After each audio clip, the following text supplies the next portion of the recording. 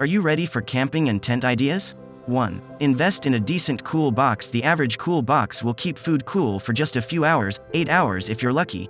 So if you're going camping for more than a day or two, you'll want to invest in a decent passive cooler, some of which will keep ice for 5 days without the need for any power.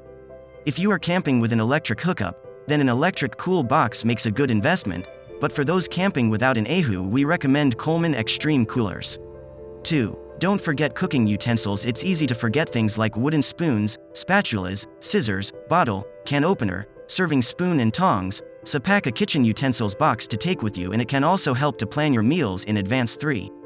Take food bags, foil and plastic storage containers. If you are planning on cooking proper food from scratch, you'll be taking fresh ingredients with you and you might not use all of them in one go. Make sure you have things like food bags and plastic storage containers so you can store open packets and half-used ingredients. 4. Take extra fuel for cooking. Whether you plan to cook on an open campfire or on a gas camp stove, make sure you take extra fuel. The most common type of camp stove for family campers uses butane gas canisters, so make sure you have ample. You might get through more than you think, and not every campsite has a camp shop. 5. Freeze food and drink before putting it in the cool box. To extend the life of your cool box, freeze as much as you can before you pack it, and if you can't freeze an item, at least make sure it is chilled, rather than at room temperature before you place it in the cooler. Remember too that the fuller your cool box is, the more effectively it will keep the contents cool. 6. Take something to light fires with. If you are staying at a campsite that allows barbecues or campfires, make sure you take something to light the fire with. Matches and a lighter are always handy to keep packed inside a camping essentials box. Find some great tips on making a fire. 7. Plan meals in advance. Don't leave your meals to chance, especially if you are on a family camping trip.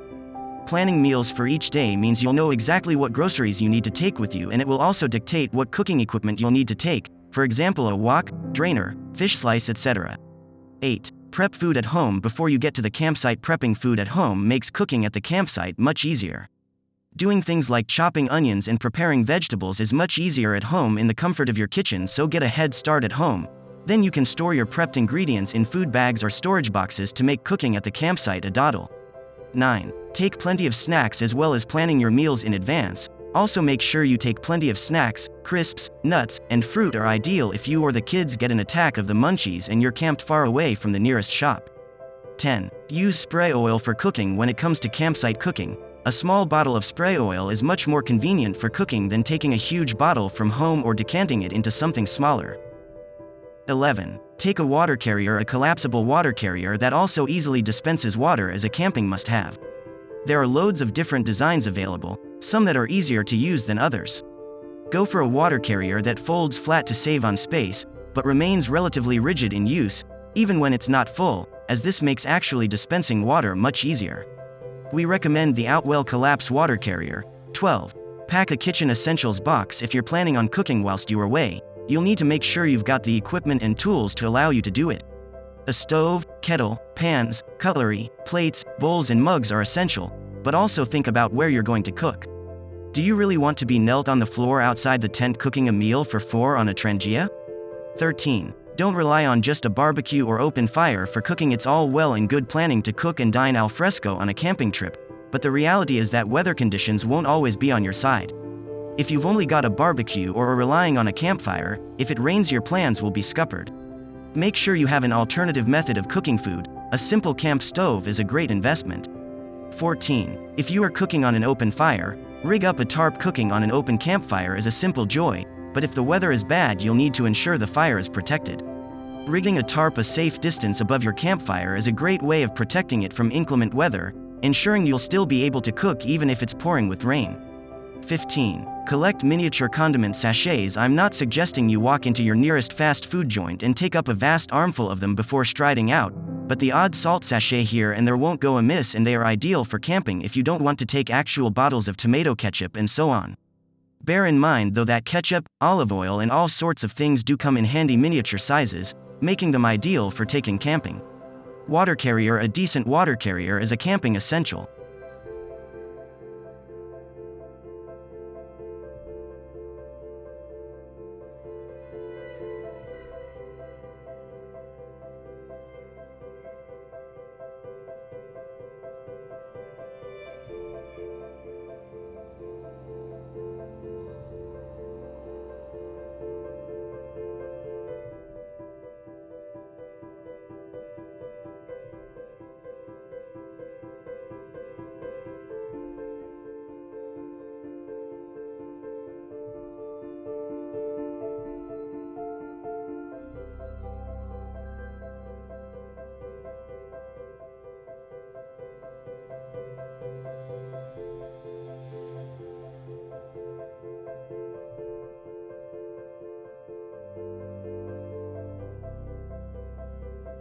16. Invest in a decent sleeping bag. Camping at night is often much colder than you think it's going to be, so make sure you invest in a decent sleeping bag that's up to the job.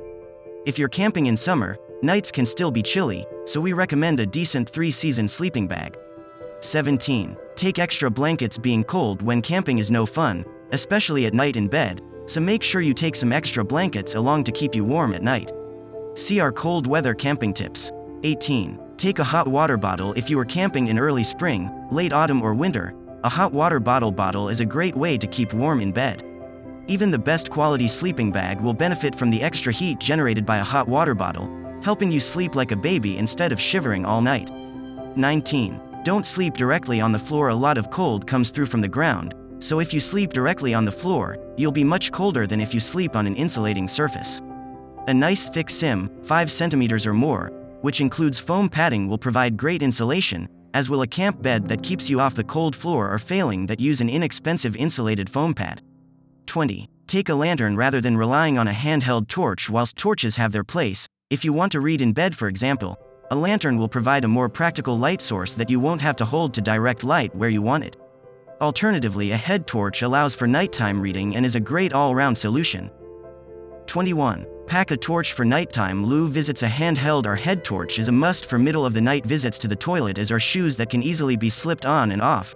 That still doesn't make Crocs acceptable though. 22.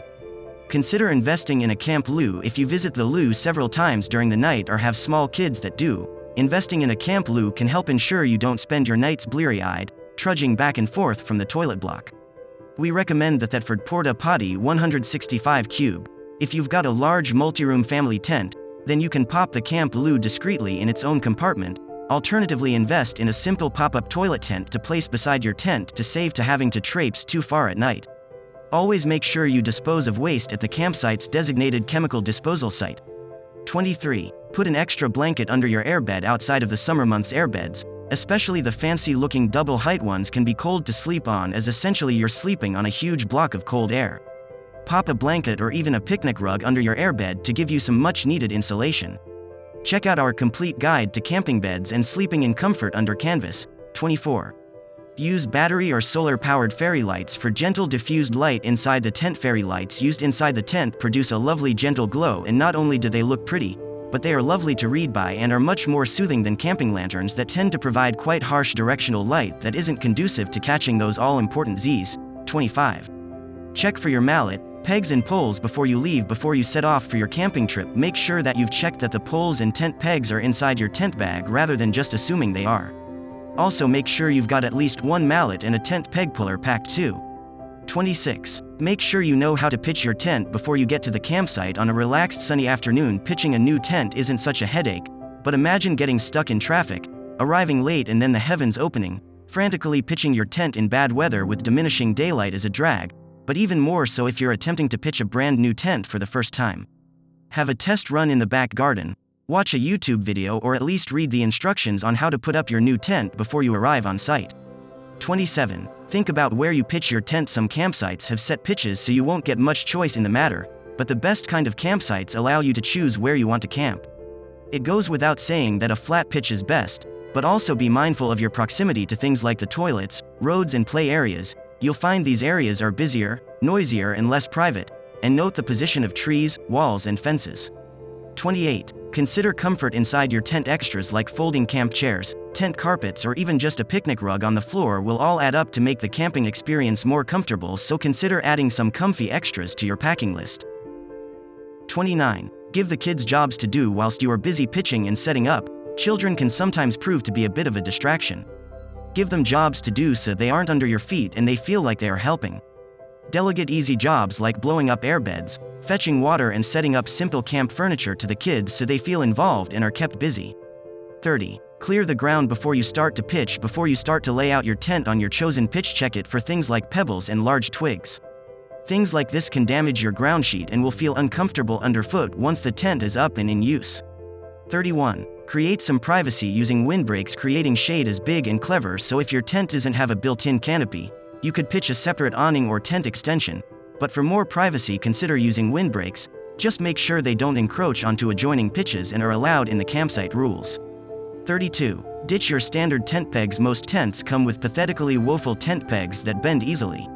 Invest in a set of heavy-duty tent pegs, and not only will you have a backup set of pegs, but you'll also have strong pegs that will keep your tent securely pitched and will be easy to hammer into hard or rocky ground. 33. Don't leave your tent pegs sticking out too high from the ground. If you leave your tent pegs sticking up, people are bound to trip over them. Probably you, several times, so hammer them down into the ground, but not so far down that you'll struggle to get the out again. Power pegs. Tent pegs. Upgrade your tent pegs. We swear by power pegs. 34. Zip closed doors before you put your tent up. If you leave the doors of your tent unzipped, chances are when you pitch it will be pulled so taut that zipping the doors up will be difficult, causing tension that could damage the zips. Always zip up your doors before you put the tent up to get the perfect pitch. 35. Unzip windows and doors to put your tent away. Zipping up windows and doors before you take your tent down makes it much more likely you'll get air trapped inside the tent.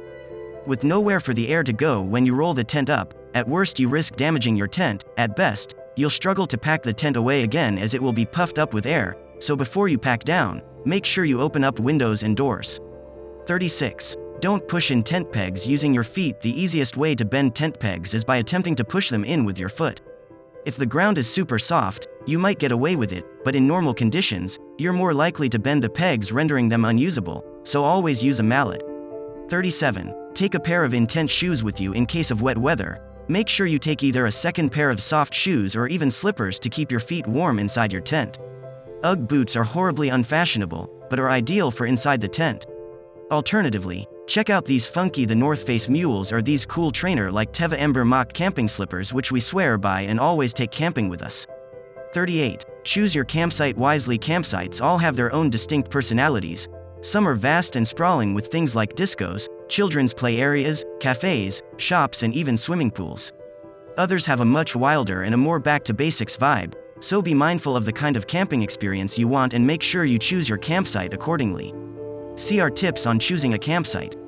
39. Keep a camping essentials box always packed. Put together your own camping essentials box and include things like duct tape, a multi-tool, first aid kit, torch, matches, and so on. That way, you'll know you've always got those random things that you always seem to need at some point on a camping trip. 40. Create a camping boredom buster box for kids. If your kids are challenged in the imagination department and your cries of "just go and play" are met with blank faces, then putting together a boredom buster, bad weather box is a good idea. Pack it full of books, games, exploring, and craft items that they can get stuck into. A box like this is also perfect for bad weather to stop the kids moping around inside the tent. 41. Use plant clips to secure bunting and fairy lights to your tent. Whilst cable ties will do the job of securing bunting and fairy lights around your tent, they are single-use plastic and you risk nicking your tent when you snip them off. Round garden plant clips, however, can be used time and time again and are ideal for securing things like fairy lights to your tent or awning. 42. Use jumbo recycled storage bags for packing. To make packing a doddle, use jumbo recycled storage bags. The bags are large enough to fit several sleeping bags and pillows inside, and transporting in bags like this means if you are setting up or taking down in the rain, your camping gear won't get wet. These jumbo recycled storage bags are perfect for camping. 43. Leave no trace. Once you've packed up the tent and the car is full to bursting ready for your return journey home, do a walk around of your pitch. Look for rubbish you might have missed and things like random tent pegs and make sure you leave nothing behind. 44. Mark your guy ropes with solar-powered stake lights. Take a few solar-powered stake lights with you, readily available in summer for about £1 each, and use them to mark out prominent guy ropes to avoid them becoming a trip hazard, especially on a busy campsite. 45. Take floor cushions. Floor cushions or even just a selection of regular cushions are ideal for creating a comfy chill-out area inside your tent.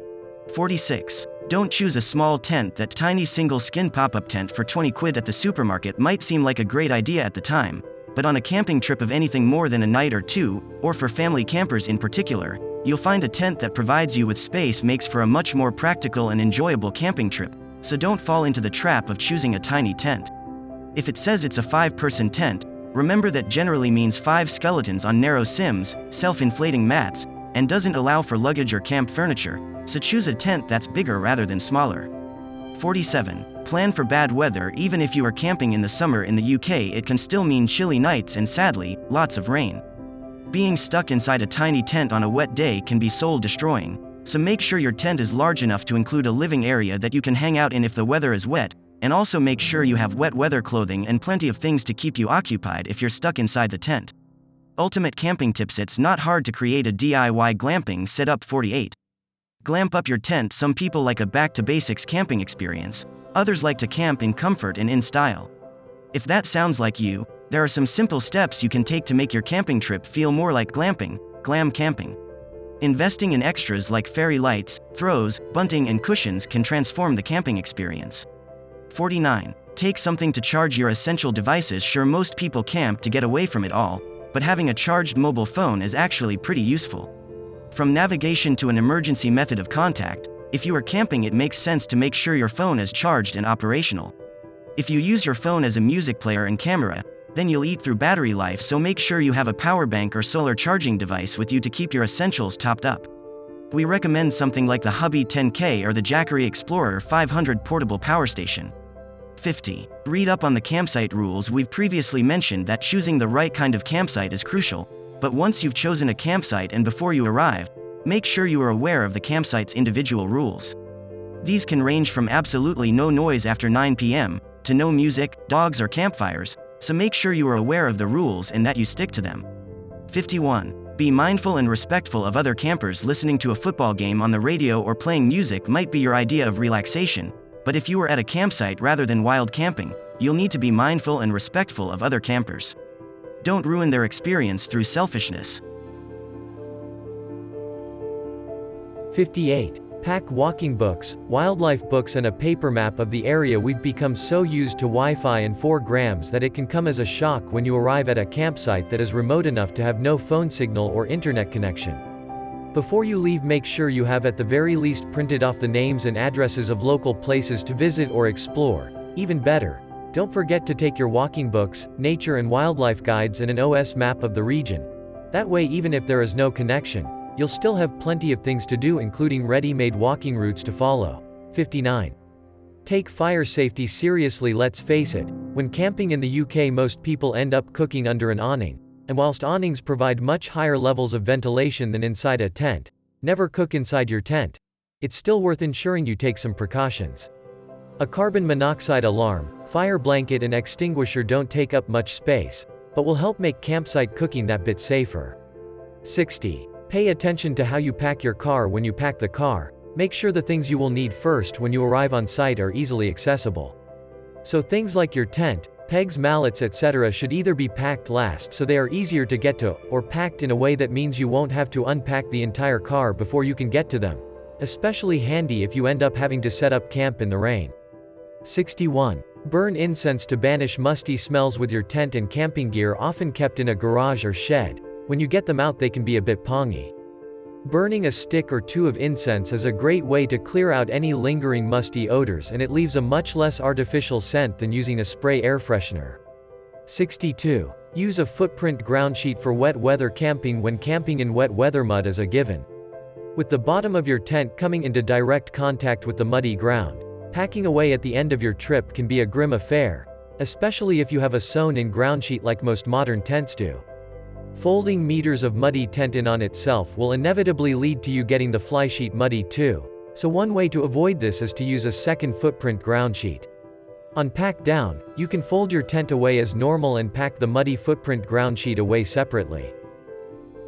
63. Pack everything in bags and or boxes. It's tempting to chuck last-minute items into the car for a camping trip, but loose random items can be a real faff when it comes to unpacking.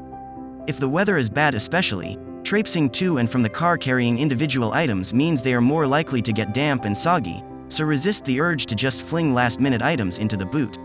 Large bags for life. The extra large TK Maxx bags are perfect, or plastic storage boxes with lids are ideal and mean you'll be able to move things much more quickly. Pack a couple of extra bags too, as the process of packing down is rarely ordered and regimented as set up, so when you inexplicably run out of space packing to come home, you'll have extra bags to pack into should you need to.